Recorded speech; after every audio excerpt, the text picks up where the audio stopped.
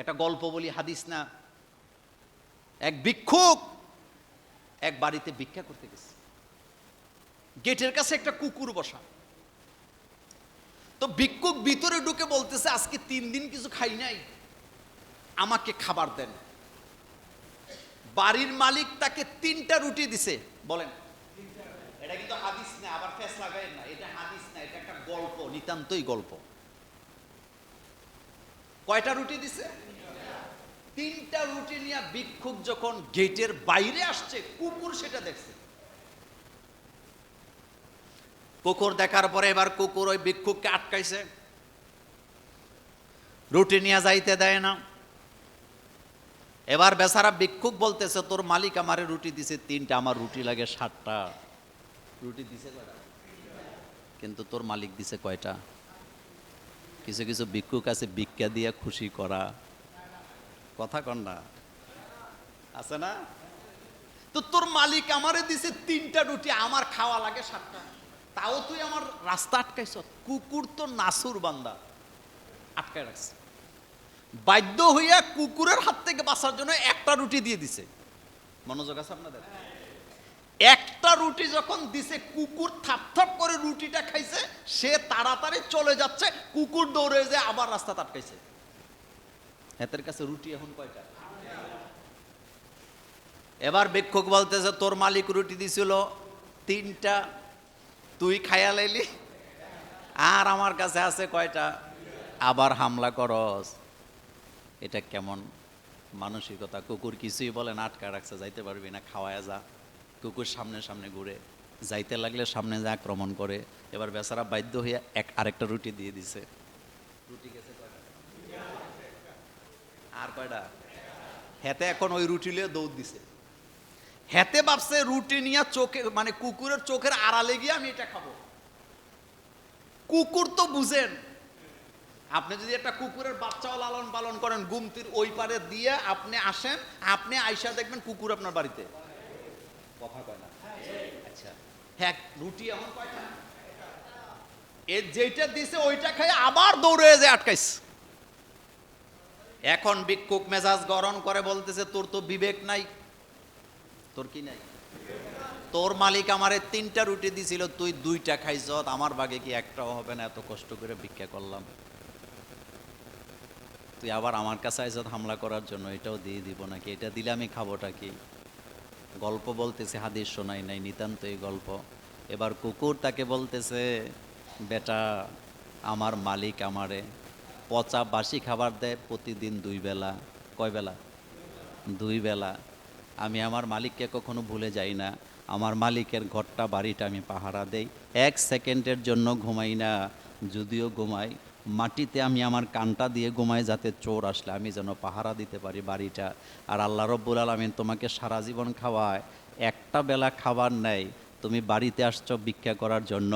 আমার বিবেক নাই নাকি তোমার নাই? তুমি কেন মানুষের কাছে চাইতে আসলা? তোমার তো চাওয়ার কথা ছিল তোমার মালিকের কাছে। আল্লাহু আকবার বলেন।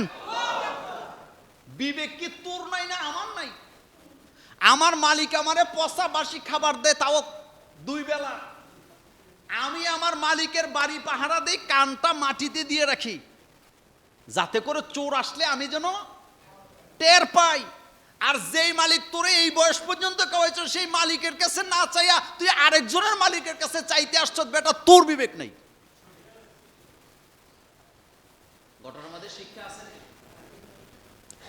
চাইতে হবে কার কাছে? সকল নবীরা চাইতেন কার কাছে?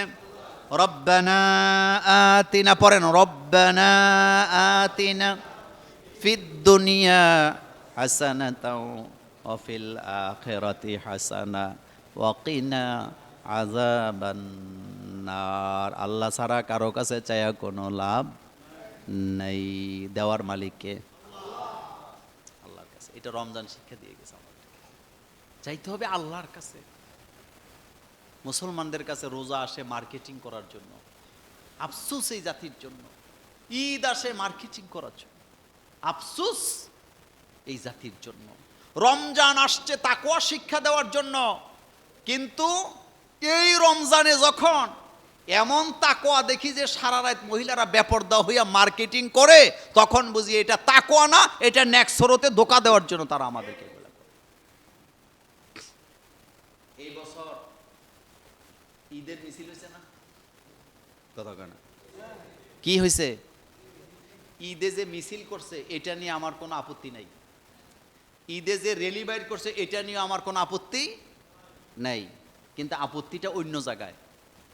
ঈদের মধ্যে মানুষের গোড়া বানাই লিখেন, হাতি বানাই লিখেন, পেঁচা বানাই লিখেন, বানাইছেনি?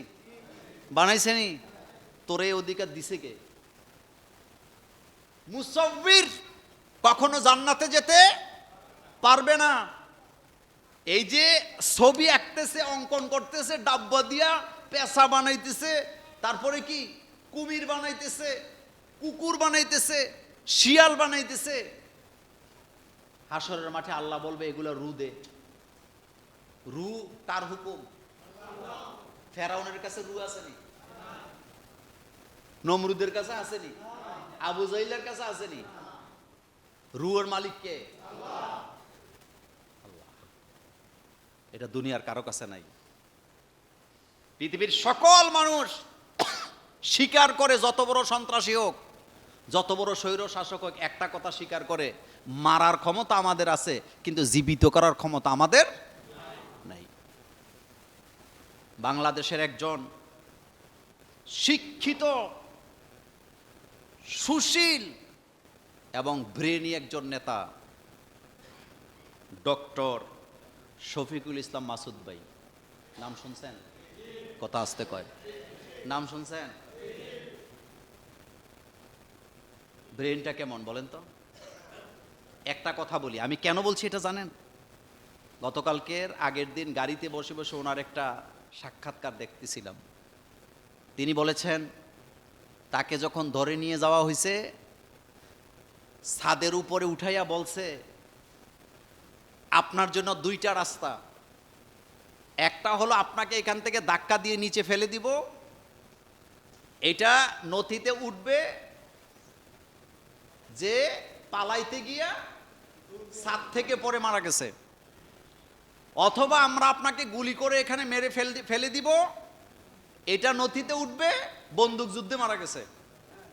কথা কয় না? তাহলে রাস্তা কয়টা? আপনি কোনটা নিতে চান?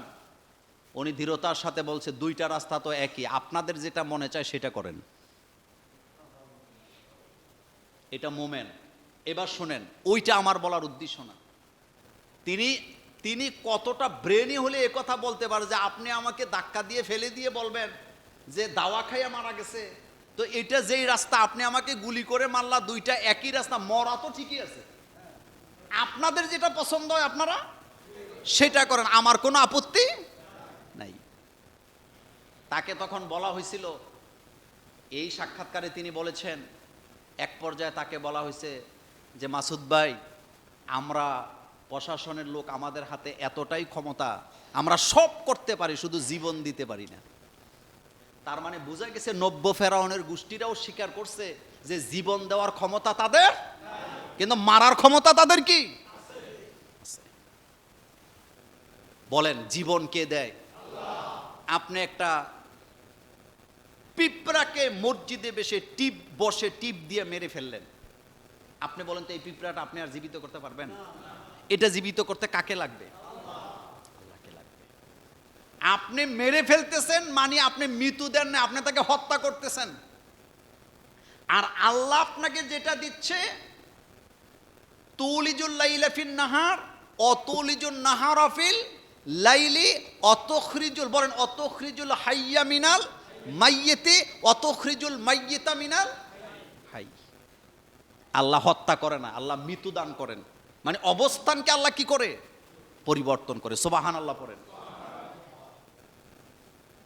এই ক্ষমতা একচ্ছত্র মালিকানা কার? এটা যদি মাথায় থাকে, আপনি কখনো মানুষের পেছনে ঘুরবেন না, আপনি আল্লাহকে তালাশ করবেন, আপনি আল্লাহকে খুঁজবেন, আল্লাহর কাছে নত হবেন। আপনি দুনিয়ার কারো কাছে আপনি মাথা নত করতে পারবেন না। রিজিক কে দেয়? আল্লাহ দেয়। সম্মান কে দেয়? ইজ্জত কে দেয়? হায়াত কে দেয়? মৃত্যু কে দেয়? মরণটাও আল্লাহ দেয়। এটা মাথার মধ্যে থাকতে হবে। এই শিক্ষা রমজান আমাদেরকে দিয়ে গেছে। রমজানের 40টা শিক্ষা আমার কাছে নোট করা আছে। বলেন কয়টা? এত সময় পাবো না, যার কারণে এতটুকু বললাম। শাওয়ালের রোজা গুলি যেন আমরা ছেড়ে না দিই। শাওয়ালের রোজা কয়টা মনে আছে? শুরুতে বলছিলাম কয়টা। এখন জানবো নফল রোজার আদব কয়টা। নফল রোজার আদব হলো 7টা। বলেন নফল রোজা যে আপনারা রাখেন, নফল রোজার আদব কয়টা বললাম? 1 নাম্বার চোখের হেফাজত করা। নফল রোজা রাখছেন ঠিক, কিন্তু সারাদিন ইউটিউব দেখলেন।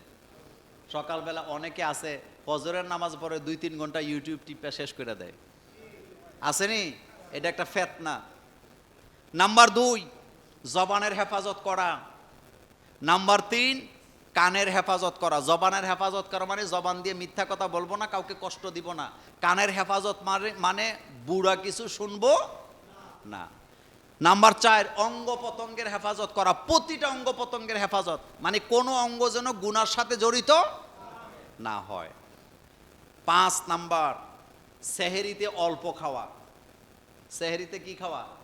আচ্ছা আপনারা যারা এখানে মুরব্বী আছেন বলেন তো, সেহেরিতে কম খাইলে রোজাতে সুখ না বেশি খাইলে সুখ?